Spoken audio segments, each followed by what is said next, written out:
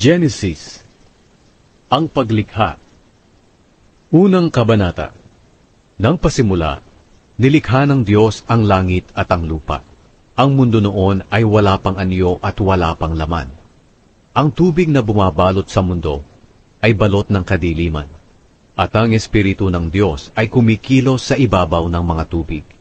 Sinabi ng Diyos, magkaroon ng liwanag, at nagkaroon nga ng liwanag.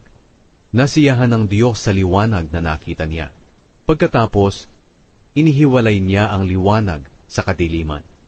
Tinawag niyang araw ang liwanag, at gabi naman ang kadiliman. Lumipas ang gabi at dumating ang umaga. Iyon ang unang araw. Pagkatapos, sinabi ng Diyos, magkaroon ng pagitan na maghihiwalay sa tubig sa dalawang bahagi, at nagkaroon nga ng pagitan na naghihiwalay sa tubig sa itaas at sa tubig sa ibaba. Ang pagitang ito'y tinawag ng Diyos na kalawakan. Lumipas ang gabi at dumating ang umaga. Iyon ang ikalawang araw. Pagkatapos sinabi ng Diyos, magsama sa isang lugar ang tubig sa mundo para lumitaw ang tuyong bahagi. At iyon nga ang nangyari. Tinawag niyang lupa ang tuyong lugar, at dagat naman ang nagsamang tubig. Nasiyahan ng Diyos sa nakita niya. Pagkatapos sinabi ng Diyos, magsitubo sa lupa ang lahat ng uri ng halaman, ang mga tanim na nagbubunga ng butil, at ang mga punong kahoy na namumunga ayon sa kani-kanilang uri. At iyon nga ang nangyari. Tumubo sa lupa ang lahat ng uri ng halaman, ang mga tanim na nagbubunga ng butil, at ang mga punong kahoy na namumunga ayon sa kani-kanilang uri. Nasiyahan ng Diyos sa nakita niya. Lumipas ang gabi at dumating ang umaga. Iyon ang ikatlong araw. Pagkatapos sinabi ng Diyos, magkaroon ng mga ilaw sa kalangitan para ihiwalay ang araw sa gabi, at magsilbing palatandaan ng pagsisimula ng mga panahon, araw at taon. Magningning ang mga ito sa kalangitan para magbigay liwanag sa mundo. At iyon nga ang nangyari. Nilikha ng Diyos ang dalawang malaking ilaw. Ang pinakamalaki ay magliliwanag kung araw, at ang mas malaki ay magliliwanag kung gabi. Nilikha rin niya ang mga bituin. Inilagay ng Diyos ang mga ito sa kalangitan para magbigay liwanag sa mundo kung araw at gabi, at para ihiwalay ang liwanag sa dilim. At nasiyahan ng Diyos sa nakita niya. Lumipas ang gabi at dumating ang umaga. Iyon ang ikaapat na araw.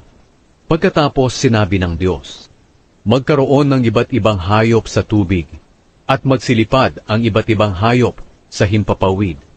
Kaya nilikha ng Diyos ang malalaking hayop sa dagat, at ang lahat ng uri ng hayop na nakatira sa tubig, at ang lahat ng uri ng hayop na lumilipad.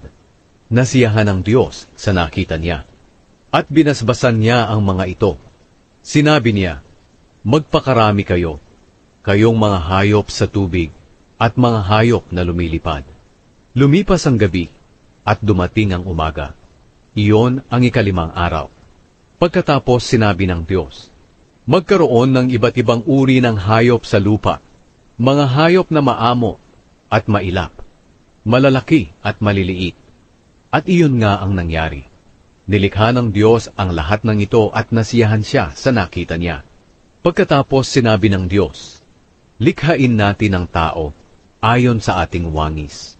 Sila ang mamamahala sa lahat ng uri ng hayop, mga lumalangoy, lumilipad, lumalakad at gumagapang.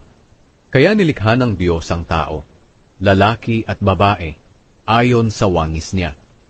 Binasbasan niya sila at sinabi, magpakarami kayo para mangalat ang mga lahi ninyo at mamahala sa buong mundo, at pamahalaan ninyo ang lahat ng hayop. Pagkatapos sinabi ng Diyos, ibinibigay ko sa inyo ang mga tanim na namumunga ng butil, pati ang mga punong kahoy na namumunga para inyong kainin. At ibinibigay ko sa lahat ng hayop ang lahat ng luntiang halaman bilang pagkain nila. At iyon nga ang nangyari. Pinagmasdan ng Diyos ang lahat niyang nilikha, at lubos siyang nasiyahan. Lumipas ang gabi at dumating ang umaga. Iyon ang ika-6 na araw.